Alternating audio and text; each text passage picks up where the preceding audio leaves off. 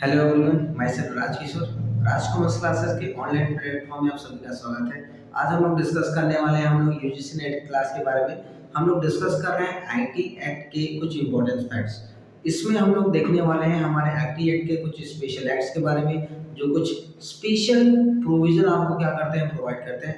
वैसे यहाँ पर आईटी एक्ट के जो मेनली जो फीचर्स हैं वो कौन सी एक्ट के द्वारा कंटेन किया जाता है, ये हम लोग डिस्कस करने वाले हैं। ये सारे फीचर्स जो है या जो एक्ट के बारे में जो प्रोविजन है, वैसे तो हम लोग पहले भी जानते हैं कि सब आईटी एक्ट के फीचर्स में या ऑब्जेक्ट्स में क्या होता है, शामिल होता है। लेकिन ये जो भी फीचर्स वगैरह हैं, इस एक्ट के किस सेक्शन के थ्रू इन सब चीज को कंटेन किया गया है, ये हम लोग डिस्कस करने वाले हैं।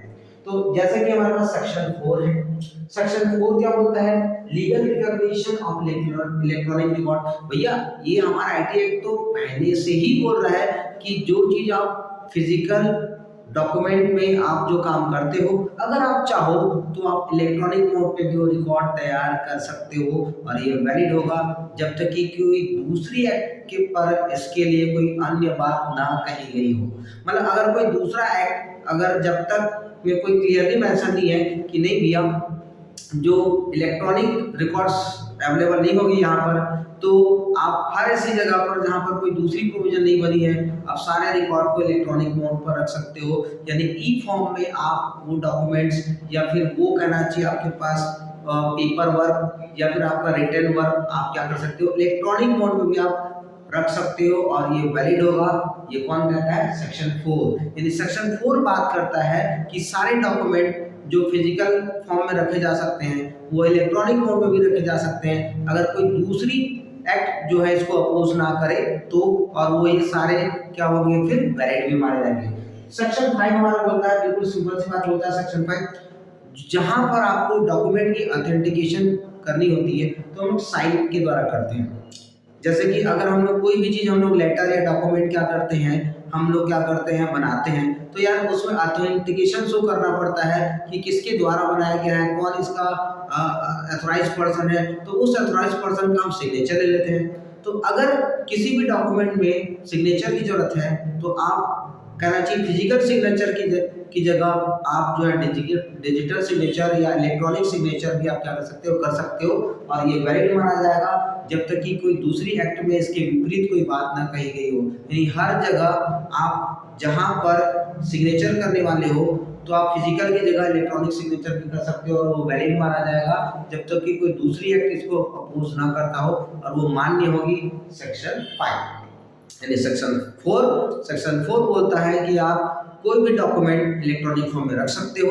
सेक्शन 5 बोलता है जहां पर सिग्नेचर की आवश्यकता है वहां पर डिजिटल सिग्नेचर भी क्या कर सकते हो, आप कर सकते हो और ये वैलिड माना जाएगा। सेक्शन 6 क्या बोलता है? सेक्शन 6 बोलता है use of the electronic records and the electronic signature in government and it's agencies. Government also use electronic forms. यानी ये जो इलेक्ट्रॉनिक रिकॉर्ड्स है और ये जो इलेक्ट्रॉनिक सिग्नेचर है, गवर्नमेंट के हर एजेंसी में, गवर्नमेंट के हर कहना चाहिए आपके पास एजेंसी हो गया या ऑफिसेस में भी मान्य होगा।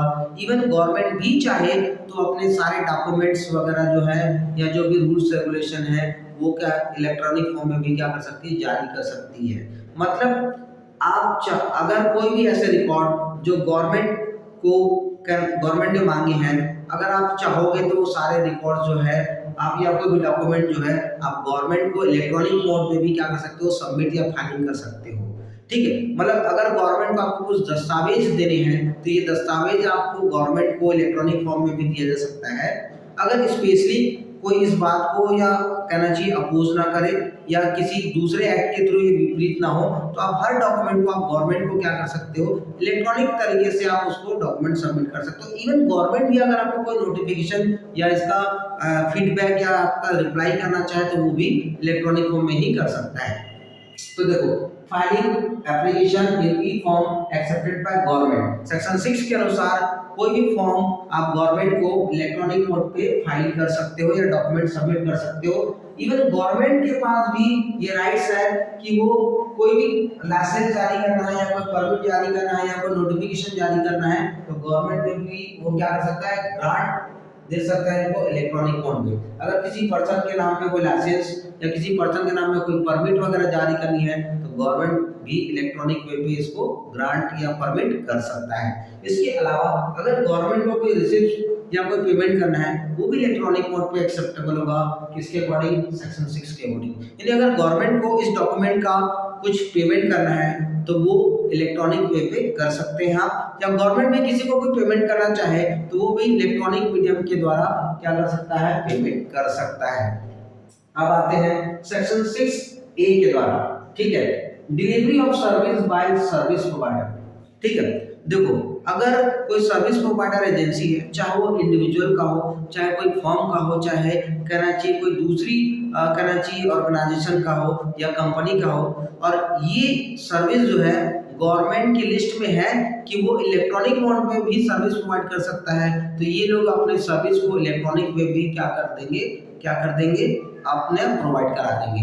मतलब अगर जो सर्विस गवर्नमेंट में मेंशन है या गवर्नमेंट के लिस्ट में शामिल है कि आप ये सर्विसेज को इलेक्ट्रॉनिक मीडियम में ही प्रोवाइड कर सकते हो, तो उन सर्विसेज को कोई भी एजेंसी या कोई भी इंडिविजुअल या कोई भी फर्म या कोई भी कंपनी इलेक्ट्रॉनिक में ही अपने सर्विस को प्रोवाइड कर सकता है, उसको फिजिकली सर्विस प्रोवाइड करने की कोई जरूरत नहीं है। यानी delivery of service by service provider, any service provider authorised by government, कोई भी सर्विस जो गवर्नमेंट के लिस्ट में इलेक्ट्रॉनिक वे पे प्रोवाइड करने की लिस्ट में शामिल है ना, चाहे वो किसी इंडिविजुअल के द्वारा हो, चाहे प्राइवेट एजेंसी के द्वारा हो, चाहे कोई फर्म के द्वारा हो, can provide service in E form. Even जो सर्विस चार्ज होगा प्रोवाइडर को वो भी आप क्या कर सकते हो, इलेक्ट्रॉनिक मोड में पे कर सकते हो, और इलेक्ट्रॉनिक मोड में सर्विस प्रोवाइडर एजेंसी आपसे पेमेंट एक्सेप्ट कर सकती है। लेकिन ये सारी चीजें गवर्नमेंट के अंडर में आनी चाहिए, मतलब उन सर्विसेज को हम इलेक्ट्रॉनिक मोड में भी प्राप्त कर सकते हैं या प्रोवाइड कर सकते हैं जो गवर्नमेंट की लिस्ट में मेंशन है। आगे बढ़ते हैं हमारा सेक्शन 7। सेक्शन 7 क्या करता है, रिटेंशन ऑफ इलेक्ट्रॉनिक रिकॉर्ड्स। देखिए एक तो हो गई भाई सेक्शन 4 से मिलता जुलता है सेक्शन 7। सेक्शन 4 क्या बोलता है, जो डॉक्यूमेंट आपको फिजिकल फॉर्म में तैयार करने थे, अगर आप चाहो तो आप उसे इलेक्ट्रॉनिक फॉर्म में तैयार कर सकते हो। ठीक है भाई, ये तो बात हुई डॉक्यूमेंट को बनाने का, लेकिन कई सारी चीजों पर डॉक्यूमेंट को आपको कुछ समय तक आपको होल्ड करके रखना पड़ता है, आपके पास रिकॉर्ड होने चाहिए। ठीक है, यानी कई सारे अलग अलग एक्ट हैं जहां पर आप अपने रिकॉर्ड्स को कुछ निर्धारित तिथि तक क्या करना पड़ता है, आपको होल्ड करके रखना पड़ता है, आपके पास होना चाहिए।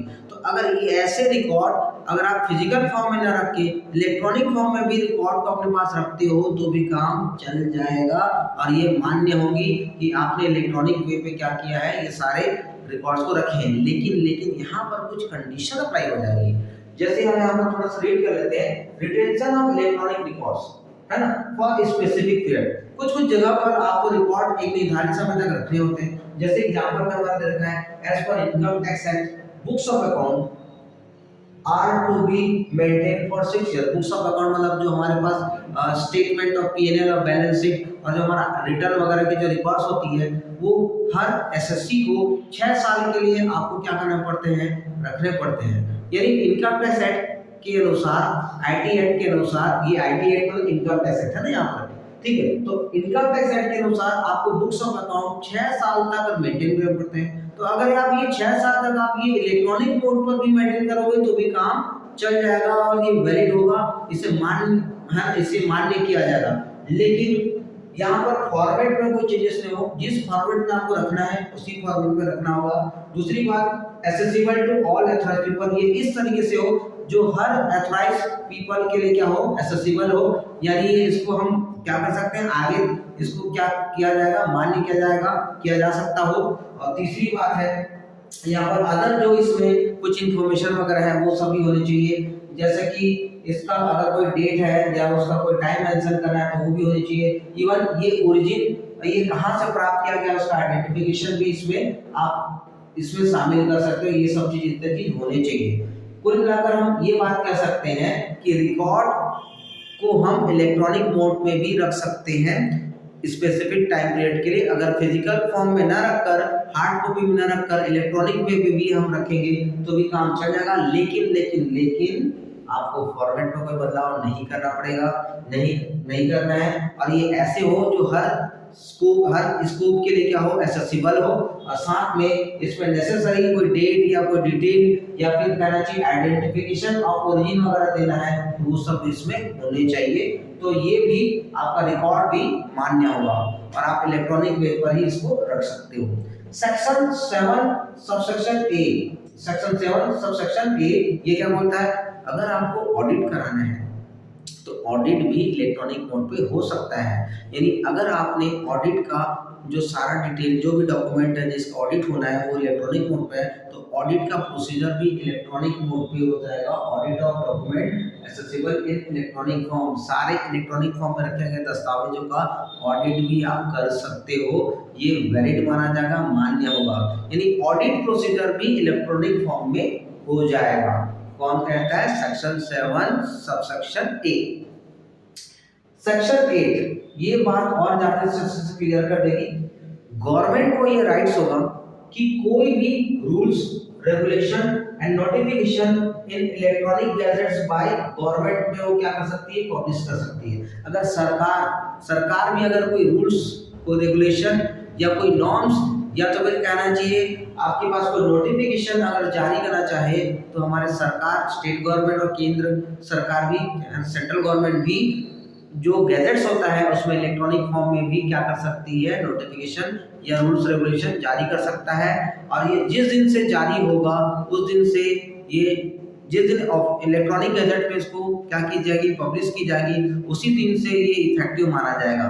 तो देखते हैं सेक्शन 8 का क्या कहना है कि publication of rules regulation and notification in electronic gadgets by government, government के पास ये राइट्स है कि वो कोई भी रूल्स रेगुलेशन या नोटिफिकेशन इलेक्ट्रॉनिक गैजेट के द्वारा भी जारी कर सकता है। और ये जिस दिन से जारी होगा, ठीक है, उस दिन से ये एक्सेसिबल होगा, जिस क्षेत्र के लिए जारी किया है या जिस एरिया के लिए जारी किया है उस एरिया में एक्सेसिबल होगा। और कहना चाहिए साथ में उसी डेट से इसको इफेक्टिव माना जाएगा जिस दिन से इसे क्या किया गया है, पब्लिश किया गया है। सरकार भी अपना, है ना, इलेक्ट्रॉनिक फॉर्म में गैजेट्स में, इलेक्ट्रॉनिक गैजेट्स में अपना नोटिफिकेशन या रूल्स जो है वो सबमिट कर सकता है और ये मान्य होगा, ठीक है। सेक्शन 9, सेक्शन 9 जो है हमारे पास ये बोलता है कि देखिए section 6, section 7, section 8 not to, है ना, confer right to insist document should be accepted in electronic file. आप जो बातें सेक्शन 6, सेक्शन 7, सेक्शन 8 आपको ये इलेक्ट्रॉनिक फॉर्म में रखना अनिवार्य नहीं है, आपके ऊपर कोई जोर जबरदस्ती नहीं है कि जो चीजें सेक्शन 6 बोलता है, सेक्शन 7 बोलता है, सेक्शन 8 बोलता है, आपको इलेक्ट्रॉनिक फॉर्म में ही रखना है। अगर आपको फिजिकल फॉर्म की जगह इलेक्ट्रॉनिक फॉर्म में मेंटेन करना चाहो तो आप रख सकते हो, कोई जोर जबरदस्ती वाली बात नहीं है कि आप इलेक्ट्रॉनिक में ही रखो। मतलब, है ना, मतलब ऐसा है कि इलेक्ट्रॉनिक फॉर्म में रखना आपके लिए अनिवार्य नहीं है, कंपल्सरी नहीं है। अगर आपको ये सूटेबल लगता है तो आप इसमें रख सकते हो, कोई कहना चाहिए आपके पास कन्फर्म राइट्स नहीं है कि आपको इलेक्ट्रॉनिक मोड में ही रखना है। तो अगर आपको ये फिजिकल की जगह इलेक्ट्रॉनिक मोड पे रखना है तो आप इसमें रख सकते हो, ये कोई जोर जबरदस्ती नहीं है। कौन, सेक्शन 9। अब हमारे पास बच जाते हैं सेक्शन 10। सेक्शन 10 और अच्छी सी बात बताता है। सेक्शन 10 ये एक्चुअली गवर्नमेंट की पावर की बात करता है। Power to make rules by central government in respect of electronic signature. जो डिजिटल सिग्नेचर होते हैं या जो इलेक्ट्रॉनिक सिग्नेचर से संबंधित जो रूल्स बनाने का पावर किसके पास है, हमारे सेंट्रल गवर्नमेंट के पास है। जैसे कि कितने टाइप से डिजिटल सिग्नेचर बनाए जा सकते हैं, है ना, वो सब कौन डिसाइड करेगा, सेंट्रल गवर्नमेंट डिसाइड करेगा। Manner and format in which electronic signature shall be affixed, किस तरीके से इलेक्ट्रॉनिक सिग्नेचर का क्या होगा, आपको अफिक्स करना है, उसका फॉर्मेट क्या होगा, ये सब भी कौन डिसाइड करेगा, सेंट्रल गवर्नमेंट। मतलब इलेक्ट्रॉनिक सिग्नेचर का वेरियस जो काइंड है, किस किस पर्पस के लिए आप इलेक्ट्रॉनिक सिग्नेचर जो है टाइप जो है वो आप सेंट्रल गवर्नमेंट निर्धारित करेगा। साथ में इसको अफिक्स करने का जो मैनर है, जो फॉर्मेट है इलेक्ट्रॉनिक सिग्नेचर का, वो भी सेंट्रल गवर्नमेंट के हाथ में रहेगा, उससे रिलेटेड रूल्स बनाएगा। साथ में manner and procedure for the identification of the person affixing digital signature electronic signature, जिस पर्सन ने इलेक्ट्रॉनिक सिग्नेचर किया है उसकी आइडेंटिफिकेशन करने से भी रूल्स रेगुलेशन कौन बनाएगा, हमारा सेंट्रल गवर्नमेंट बनाएगा। और लास्ट है, ठीक है, integrity, security and the confidentiality of the electronic records, इन सब चीज की सुनिश्चितता भी किसके द्वारा की जाएगी, हमारे पास सेंट्रल गवर्नमेंट के द्वारा किया जाएगा। इसके अलावा कोई और भी अदर नेसेसरी जो चेंजेस करने हैं या रूल्स लगानी है तो सेंट्रल गवर्नमेंट के पास ये राइट्स है कि वो इलेक्ट्रॉनिक या डिजिटल सिग्नेचर से संबंधित कोई भी प्रावधान जो है वो क्या कर सकती है, फ्रेम कर सकती है, बना सकती है। और हमारे पास आज की क्लास का लास्ट टॉपिक है section 10 subsection A, validity of the contract form through electronic means. इसका मतलब ये है कि अगर आप कोई कॉन्ट्रैक्ट इलेक्ट्रॉनिक वे पे करते हो, यानी आपने किसी को ऑफर किया इलेक्ट्रॉनिक मीडियम से और अगला पार्टी एक्सेप्ट करता है इलेक्ट्रॉनिक मीडियम से, यानी इलेक्ट्रॉनिक मीडियम के द्वारा हुए कॉन्ट्रैक्ट को वैलिड माना जाएगा।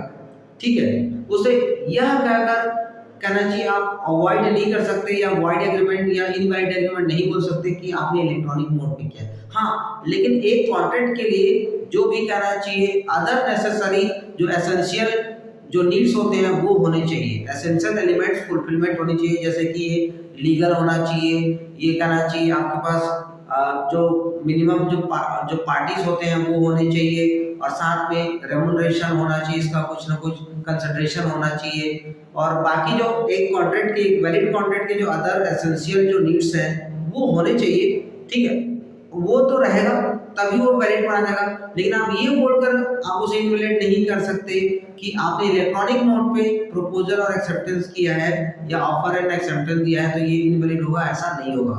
यानी आप इलेक्ट्रॉनिक मीडियम में भी आप कॉन्ट्रैक्ट कर सकते हो और वैलिड माना जाएगा, और आप इलेक्ट्रॉनिक मीडियम में होने की वजह से इसे इनवैलिड करार नहीं किया जा सकता, करार नहीं दिया जा सकता। क्लियर है? तो ये थे हमारे पास आज के सेक्शन। एक बार और रिपीट करते हैं अभी तक के जो सारे सेक्शन हुए।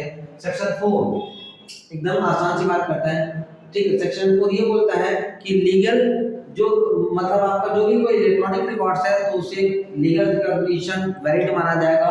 इलेक्ट्रॉनिक सिग्नेचर जहां पर आपको ऑथेंटिकेशन कर देना है सिग्नेचर के थ्रू, तो आप इलेक्ट्रॉनिक सिग्नेचर करके अपनी ऑथेंटिकेशन साबित कर सकते हो और वो वैलिड माना जाएगा। इसके अलावा किसी भी गवर्नमेंट एजेंसी को या फिर गवर्नमेंट को आप क्या कर सकते हो, इलेक्ट्रॉनिक वे पे कोई भी दस्तावेज डॉक्यूमेंट जारी कर सकते हो या सबमिट कर सकते हो, फाइल कर सकते हो, और सरकार भी अगर चाहे तो आपको नेसेसरी इंफॉर्मेशन या रिप्लाई जो है या फिर कोई भी लाइसेंस है या कोई भी परमिट वगैरह है वो आपको इलेक्ट्रॉनिक मीडियम में क्या कर देगा, जारी कर देगा। आजकल गवर्नमेंट डिपार्टमेंट अपना काम को इजियर करने के लिए प्लस फिजिकल ऑफिस तक पहुंचने के लिए जो टाइम और जो बचत, इवन प्लस जो कहना चाहिए पब्लिक को जो परेशानी होती थी, इन सब चीज को कहना चाहिए इजियर करने के लिए हम लोग डिजिटल कहना चाहिए वे पे जाना चाह रहे हैं। तो इस सब के लिए गवर्नमेंट ने इन सब के लिए रूल्स कंडक्ट किया है। इससे क्या होती थी कि लोगों का टाइम वेस्ट होता था, पैसा भी ज़्यादा खर्च होता था, और कहना चाहिए लोग ऑफिस गवर्नमेंट एम्प्लॉय से लोग परेशान भी हुआ करते थे। आजकल देखना बहुत सारा काम इलेक्ट्रॉनिक मोड पे हो जाता है। आप रिटर्न वगैरह इलेक्ट्रॉनिक मोड पे यानी इलेक्ट्रॉनिक वे पर ही आप क्या कर सकते हो, फाइल कर सकते हो। कई सारे लाइसेंस आप इलेक्ट्रॉनिक वे पे ही आप एप्लीकेशन कर सकते हो, आपको भी लाइसेंस मिल जाती है इलेक्ट्रॉनिक मीडियम पे ही। तो कितना सारा काम हमारा आसान हो गया है। ये सब जो डिजिटल इंडिया का जो केस जो कहना चाहिए ग्रोथ हो रहा है, डेवलपमेंट हो रही है, सब इन्हीं एक्ट की वजह से हो रही है, और इसी के द्वारा उसको प्रमोट किया जा रहा है ताकि काम लोग आसानी से करें और पब्लिक को ज़्यादा धक्का मुक्की का काम ना हो, है ना। उनका टाइम और पैसे की क्या हो, और प्लस जो उनका श्रम है, उनका एफर्ट है, उसकी क्या हो, बचत हो, या उसमें क्या एफिशिएंसी है। और इसके साथ साथ क्या होता है, अगर कोई सर्विस है जो कहना चाहिए आपके पास गवर्नमेंट की लिस्ट में शामिल है कि उसे इलेक्ट्रॉनिक मोड पे दिया जा सकता है, तो ये सर्विस प्रोवाइडर उसे इलेक्ट्रॉनिक मोड पर भी क्या कर सकते हैं, प्रोवाइड कर देंगे। और इसकी अगर कोई फीस वगैरह है, चार्ज है, तो वो भी इलेक्ट्रॉनिक मीडियम से लिया जा सकता है।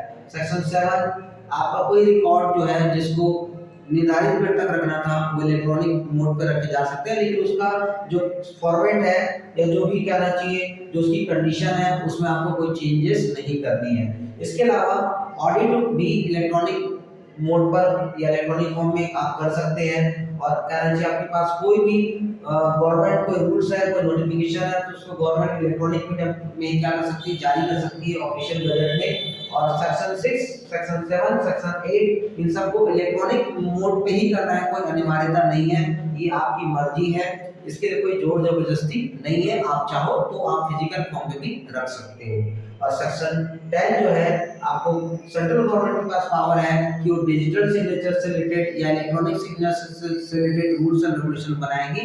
और सेक्शन 10 ये कहता है कि इलेक्ट्रॉनिक मीडियम के द्वारा किया गया कॉन्ट्रैक्ट भी वैलिड माना जाएगा, उसे यह कहकर इनवैलिड नहीं करार दिया जाएगा कि आपने इलेक्ट्रॉनिक मीडियम पे कॉन्ट्रैक्ट किया है। हाँ, लेकिन बाकी अदर एसेंशियल जो नीड होती है, ठीक है, वो कॉन्ट्रैक्ट में मौजूद होने चाहिए या वो होने चाहिए, ठीक, जैसे law enforceable by law, minimum parties जो है वो कंसिडरेशन वगैरह है, ये सब फुलफिल होने चाहिए। और तब और इलेक्ट्रॉनिक मीडियम पर भी होने पर भी उसे क्या माना जाएगा, वैलिड कॉन्ट्रैक्ट माना जाएगा। ठीक है, तो आई होप ये जो टॉपिक है आपको समझ में आ गया होगा। इससे अगला जो वीडियो है, ये जो अगला जो अपना इसका बाकी टॉपिक है हम लोग नेक्स्ट क्लास में करेंगे, थोड़ा थोड़ा करके कर रहे हैं ताकि एक साथ ज्यादा रूल्स ना आए। ठीक है, आई होप ये आप लोग को समझ में आ गया होगा। वीडियो वॉच करने के लिए थैंक यू वेरी मच।